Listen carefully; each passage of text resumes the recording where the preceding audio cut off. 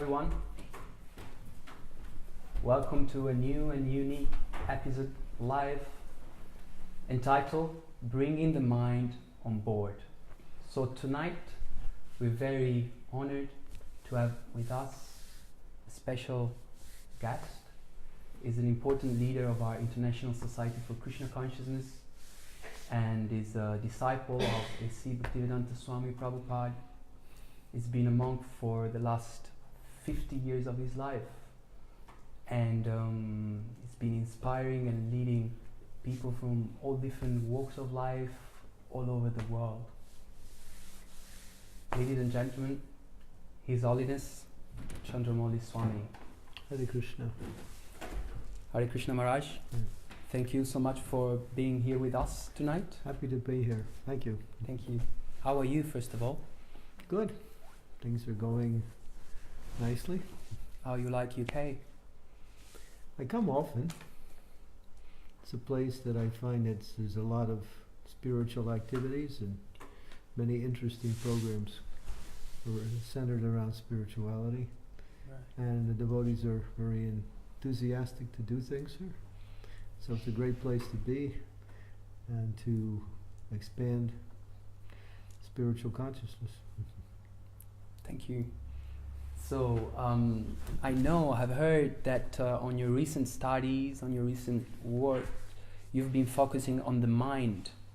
And at the same time, we all know that in present society, mind has become a very relevant and crucial subject matter, due to the fact that we know that many students, young people even, they suffer stress, anxiety, mental issues to different degrees, mental disorders. So what I would like to start our conversation with is a very simple and basic question. Let's say, what is the mind? What is the mind? Yes. Can be answered from different angles, and all of those angles are actually correct. But to give it a complete understanding, we are made up of three aspects of ourself in terms of departments. We have a physical body, we have a subtle body, and then our self, which is the spirit energy within the body, is the driving force for the body. Now, based on scripture and based on the teachings of the Lord, we understand that these two bodies, physical and what we call subtle, are made up of different components. So the physical body is made up of the gross elements: earth, water, fire, sky, air, combined together to make up our physical gross bodies. And then the subtle body is the mind, the intelligence, and the sense of identity or ego. So out of these three of the subtle body, the mind is the most grossest of the three. The intelligence is more subtle and ego is even more finer. So the mind is the foundation for all activities, desires, emotions, experiences that we had, not only in our present existence, but as we have taken birth many times, we carry the same mind with us life after life. So physical death means to shed the gross body, and the soul, me, the individual soul, is carried according to my activities and desires in my present life to my next destination by the mind. All right. So the mind is the driving force that carries us from one life to another, and along with that, the mind is actually the composite of our emotions, desires, experiences, everything that we have done in this life and what we have done in previous lives. So let me see if I understand well. You're saying that we, first of all, we are not the body, and we are not even we're not the gross body, we're not the subtle body, but we are the living force that is within. We are that driving force that animates and gives life to this body, both physical and subtle. And at the same time, we have to deal with the mind. There's no way that we can do without the mind. Is that correct? The mind is the driving force that is behind everything we do. And the mind is very complex, very hard to understand. It's made up of two aspects of itself, the waking mind and the unconscious mind, or you say conscious mind and unconscious mind. Out of the two, the unconscious mind is greater. The unconscious mind. Give you an example, just like a computer. The computer is a good example. It's made actually after the mind.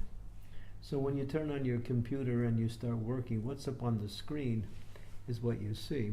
But what's there within the hard drive is much more. So in the same way, what we are thinking and doing at the time is one small aspect of the nature of the mind. Behind that is a whole, what we say, reservoir of emotions, desires, thoughts, and experiences from our present life and from previous lives. I remember once I saw a picture, I think I was studying Freud at that time, and I saw a picture of an iceberg in the ocean, and just the tip of the iceberg would come out of the surface, and that was the conscious mind, and all the body of the iceberg, the massive was below the surface. Good analogy, yeah. Exactly like that, yeah. We can experience that too. As we experience life, we understand there's much more to our mind and what's on the conscious waking surface. Okay, so we understand that we cannot do without dealing with our mind, but at the same time, when we, in Western culture, in our present education system, we don't really get to know much about the mind. So maybe that could be a reason why so many of us are struggling and are facing mental issues, mental disorders. Is that correct? Yeah, because we think we are the mind, but we are not. It's just an instrument of our existence. We are something that either is controlled by the mind or we control the mind. Oh, right. So because the mind is very much filled with our desires, we are controlled by that mind, and if we learn how to control our desires, thoughts, and activities in the direction that we want to go, then the mind becomes what we say, a force that brings us to where we want to go, rather than driving us away from, driving us in another condition. Yeah, what a revolutionary statement, actually, to acknowledge that unless we control the mind, we're going to be controlled by the mind. Yeah. And I guess not many of us are aware of this. And this tells us that actually we shall not identify, not just with our body, but with our emotions as well, with our feelings, with our inputs. You can see sometimes you have a discussion with yourself. Right. You say you want to do this, and then something else says, no, don't do this, do this. And so you have this sometimes discussion, sometimes it's an argument. So it's your self or your intelligence in discussing about what the mind wants to do. So the mind wants to do something and you want to do something else, or you reason with the mind. So part of the nature of the subtle body is reasoning or discrimination. And so we can see that sometimes we are actually something separate from the mind, because we have to deal with the mind. And sometimes we check the mind, and sometimes we allow the mind to do what it wants. So it's not us, but it's part of our existence on the subtle level. Wow. How do we get to experience that we are not the mind? I think many people out there, those of you who are tuning in, or those who are watching from home. I can give you a practical example. Thank you. Which may be helpful. And that practical example is that when you sleep at night, many times you dream. And sometimes we dream and we see ourselves in the dream. Right. You have that experience. You're dreaming, and you're watching yourself in the dream. So who's the person in the dream and who's watching? So the person in the dream is that conception we have of ourself that exists on the waking level, and the person that's actually watching is the soul, you. Yeah, this makes very much sense. So in dreamland or dream states, we actually separate ourselves from our mind, more so than we do in the day-to-day activities on the waking level. Yeah, I have to say this makes very much sense. It sounds like common sense, but at the same time, when we wake up in the morning, we all go back to identify with our mind. Is that correct? How does that? Why does that come? That's normal, because the mind has all our desires and experiences, and we just pick up where we left off when we resume our waking activities. So everyone is like that. The idea is that's not abnormal or what we say outside of existence. And what it is that we don't have to learn how to control our mind in such a way that it fulfills our desires properly and not being controlled by the mind. So I was reading Bhagavad Gita and I found a very nice verse. Arjuna is asking Krishna, is actually telling Krishna that he finds the mind restless. And Arjuna says that to control the mind, he thinks that to control the mind is more difficult than controlling the raging wind. How come that Arjuna, the greatest hero of the Bhagavad Gita, of the Mahabharata, is himself facing those? Well, he's demonstrating what the nature of the mind is, and also because at the same time he's also teaching us through his own example. So he's posing that question for all of us to understand Krishna's answer, which comes in the following verse. Oh, right. Would you? And Krishna says, by constant practice and becoming detached from materialistic activities, or attached to the results of material activity, we can control the mind. We can act, but we can't bring about results. We think we can, but a lot of times the results of what we do become different than what we want. And that's something that we don't like. So if we learn how to detach ourselves from the results, then we can learn how to control the mind. Okay. Otherwise, the mind becomes unhappy, depressed, morose, sometimes even vindictive, lashes out on other people, blames other people for our own experiences or setbacks. Right. But if we learn that we can't make things happen, but if we act in the proper way and act under the guidance of proper knowledge, then we can move forward in life. And sometimes we're successful and sometimes we're not. When we're not successful, it's a learning experience. Okay. When we're successful, then we can gain from that success. Wow. Yeah. This is another very powerful. We have to understand that all failure in life has nothing to do with you. Oh, wow. This is a beautiful, very interesting statement. Would you elaborate on that? Yeah, because failure is a pillar of success. It teaches us how to improve and eventually succeed. If you blame your lack of success on yourself, then you become depressed. Or you become full of anxiety, or you start becoming less enthusiastic about. So, but you'll see that people in this world who have become successful also failed many times before they became successful. Right. The person who invented the Hoover vacuum cleaner had 5,100 failures before he actually got it right. So that's just an example. Right. And there's others too.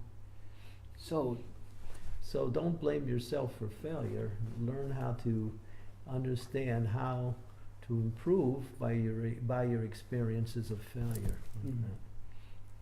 I suppose it takes humility and lots of self-awareness and acceptance of who you are. Where do we start nourishing all these qualities?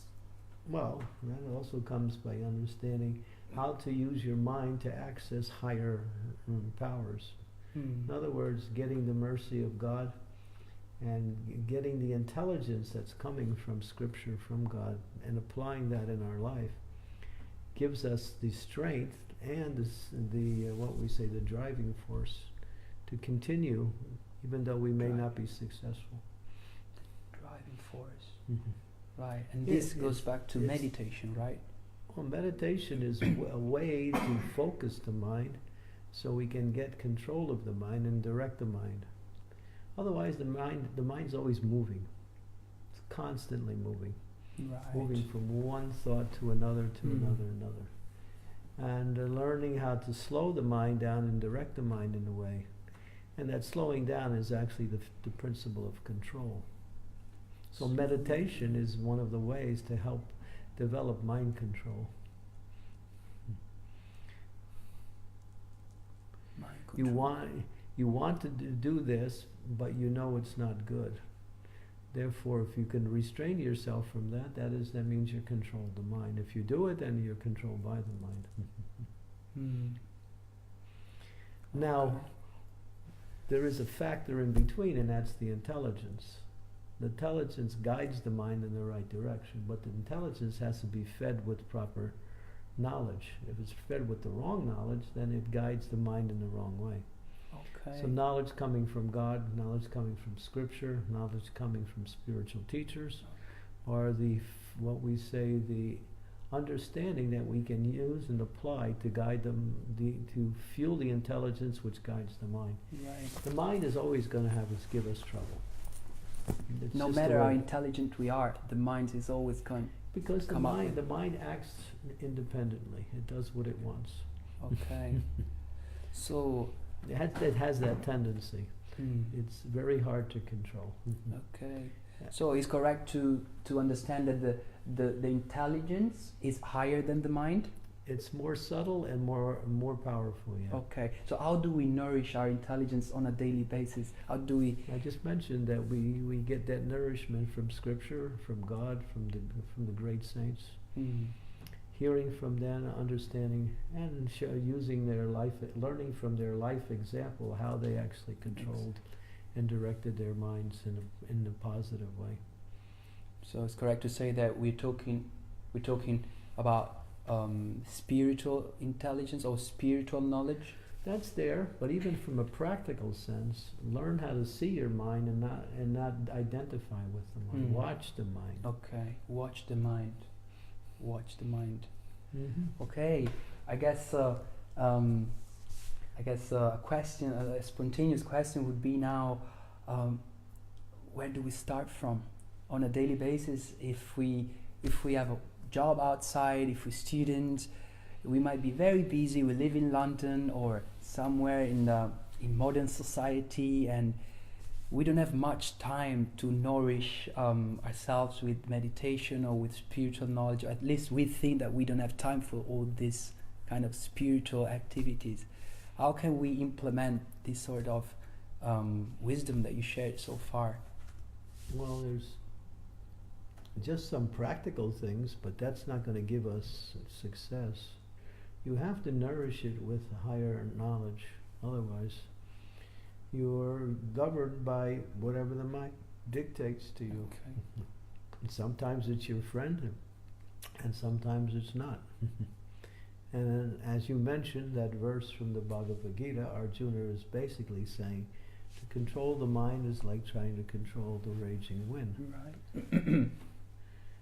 So we think that we're controlling the mind, but the mind is dictating telling us what to do every minute. And a lot of times we get in trouble. Say things or do things that we were far sorry for later on, right? Because we have to also develop a value system in life that allows us to stay fixed in the activities we perform in our life. If we don't have a value system that is what we say based on aesthetic, moral, and spiritual principles, then we're dragged by the mind to act in a very destructive and, well, sometimes would say very offensive way to others. What was that helped Arjuna controlling the mind? Krishna answered, he told him constant practice. Constant practice. And told him to detach yourself from the activities that you perform. Perform the activities, but don't be attached to the results. Right. That's hard. Is this what you've been practicing in your spiritual life as a monk? It's one of the main principles for spiritual practice, because we learn that we can't make the results happen. We can plan, we can desire, we can learn from previous experiences, but ultimately the results are not within our hands. Ultimately. And you see, it's a day-to-day affair with people who want something to happen, it doesn't happen, or they don't want something to happen and it happens. It's just the way life is. Yeah, I think we very much struggle to accept it. Yeah, accepting doesn't always mean that's understanding it is part of accepting it. Right. To understand how we can move forward by our experiences in life. And you know what? I think many of us, we are bombarded with this ideology of the self-made man. If you really struggle, you get to it. If you really dream about it, this American dream, if you will, this idea that if you really, really work hard, you will achieve your goal. Well, what's wrong about it and what's good about it? Well, what actually makes up the substance of life? Is it achieving goal or is it achieving happiness? If you achieve your goal but you don't achieve happiness, then what is the value of that goal? Right.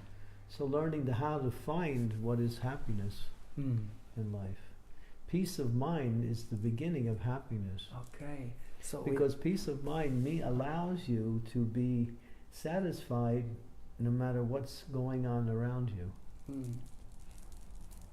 So controlling the mind, the first step is learning how to keep the mind peaceful. Wow, this is quite revolutionary, because I think we all identify the achievement of our goals with success and with happiness. But it seems that you're saying that actually happiness has not much to do with if either we achieve our goals or not. It's obvious by statistics. People who have many things in their life and are considered to be either popular or affluent are not happy. Wow. It's obvious. Statistics prove that. Okay, yeah. And suicides, depression. Depression is right now, and by 2020, it will be the second #1 cause of illness in the world. Really? Depression, yeah. Cancer and heart disease is first. Second is depression. And practically everyone suffers in some way about some little depression, but there are people who are actually experiencing depression on a regular basis. Because they can't see beyond what the mind is giving them. Therefore, we need guidance from higher authorities. So we can bring that mind out of that, what we say, that box that we forced it into due to our unfulfilled desires and experiences in life. So, wow, thank you very much. It seems that you're so knowledgeable and there's so much wisdom in your words that even you make this, you have the ability to make this very difficult understanding of reality very simple. And it sounds very much like common sense to be able to recognize that the mind is actually the fact that if we're able to control the mind. Bhagavad Gita says your mind is your friend or your enemy. You can choose. So you have to make it a friend, or else it will, turn into your enemy. So you would suggest anyone to have a little read of the Bhagavad Gita? We get most of our information from the Bhagavad Gita, especially the 6th chapter of the Bhagavad Gita. The 6th chapter is Dhyana Yoga, which is yoga of the mind. Yoga of the mind. Yeah, so that chapter is nicely explained. Okay, so I just want to share, I think we have questions from the audience, and for those of you who are watching from home, please feel free to type your questions in the comment section. So, what advice can you give me when I'm dealing with people at work who are not like-minded, and I'm also working with an atheist? With an atheist? Atheist, yeah. Well, I think we have to learn tolerance in certain cases when dealing with someone unpleasant situations. But if we stick to the activities at hand that have brought us together, then we can somehow or other get beyond our personal differences. That's one way. Of course, when you speak about atheists, that's another thing, because we understand atheism has no real substance. I mean, that's a whole nother subject that we can go into, and that will take up probably most of our time. But keep your values and be respectful to others. And when people see that you are respectful, keep your values, diligent about working, they start to become more open to you as a person. And then, if you have the opportunity, you can speak about what you feel is important in life, your relationship with God and practical understanding on how to do things. But in the workplace, we find there's a lot of competition there. So you have to work with that. But if you become like that, then you get drowned within that same mood. Right. So you have to learn how to deal with that in such a way that you keep the relationships nice, where you can move forward in your day-to-day life in the workplace. Being friendly, being respectful, and not compromising your values in order to, be who you are. Be who you are.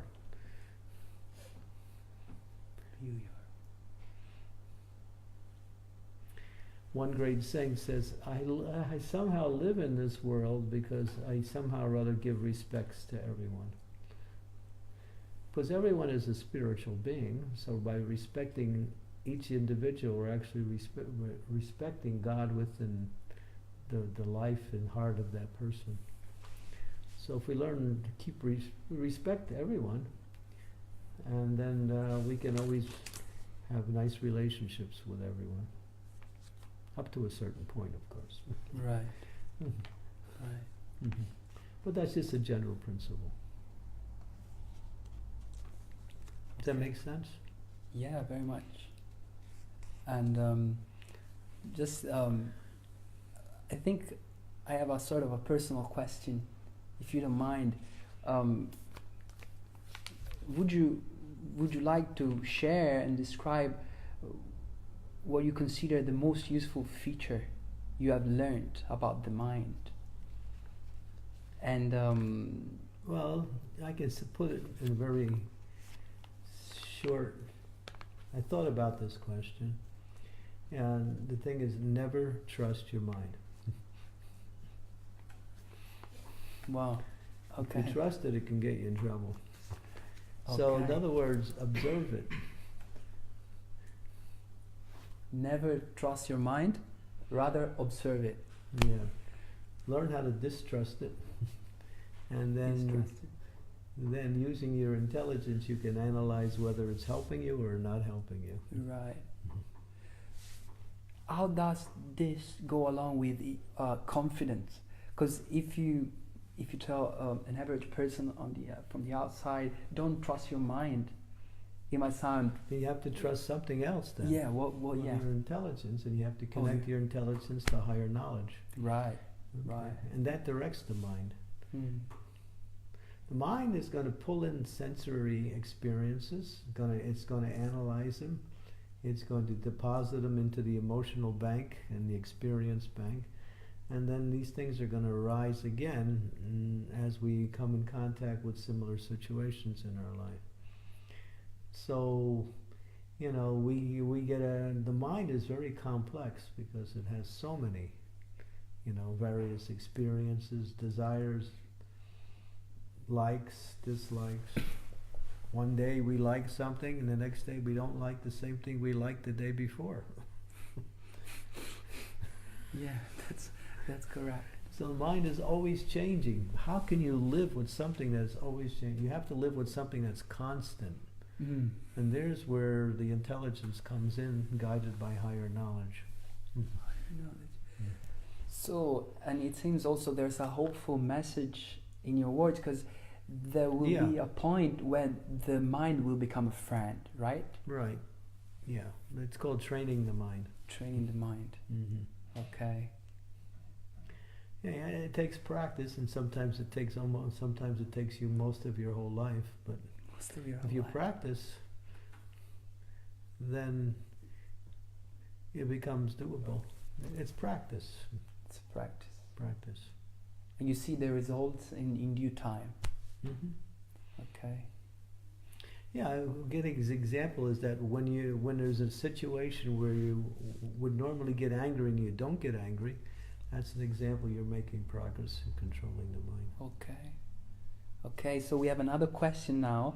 With regard to controlling the mind, which book we need to read first, Bhagavad Gita or Bhagavatam?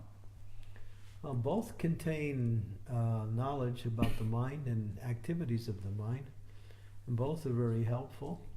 But I would suggest I would start with Bhagavad Gita, especially the 6th chapter. It's actually the whole chapter deals with the mind.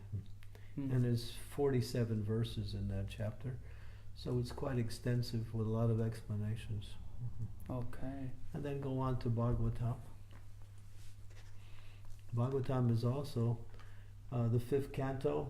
The 11th chapter of the 5th canto is very much filled with activities about the mind. Like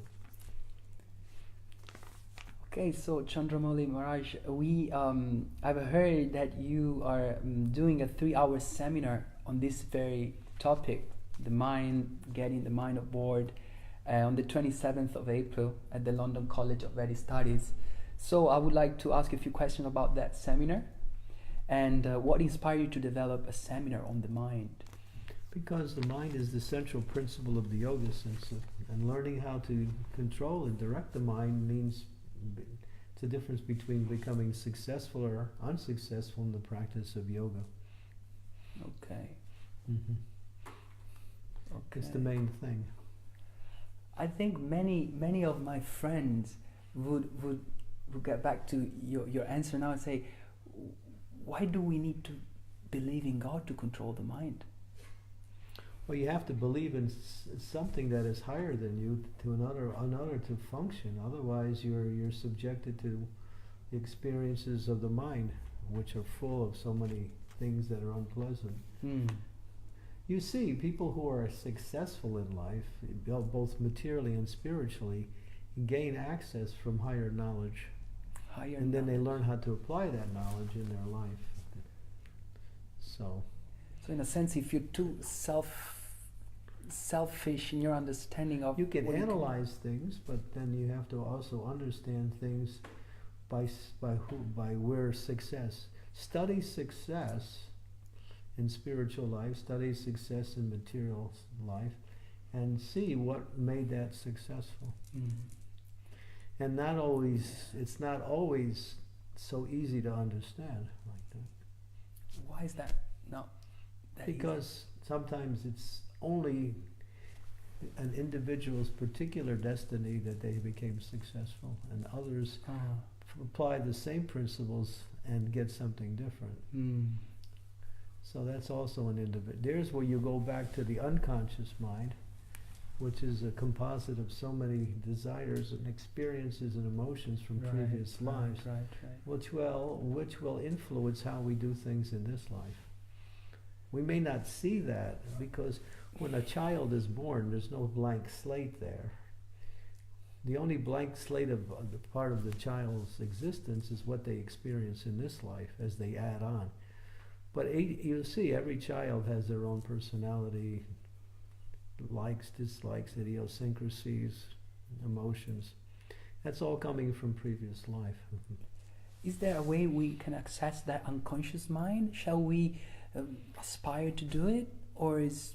Well, it's not really going to help you because you might go into areas where you, just like on the BBT, they did an experiment where they put a person in their hypnosis, and she was a Britisher, and then during the hypnosis, this was done live on BBT, she starts speaking Dutch. Whoa. She doesn't know Dutch. Okay. In other words, she went back into her previous life, and that was who she was. But then, as the experiment went on, she was experiencing some great fear. And later after, they broke it. They broke the meditation at that time. And she was experiencing a previous death. So...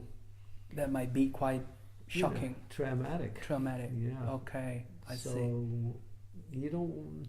It's not necessary to go into that. All you have to do is learn how to control your mind in this life, and you can deal with these thoughts and desires that appear in our life from previous lives and direct us and influence us.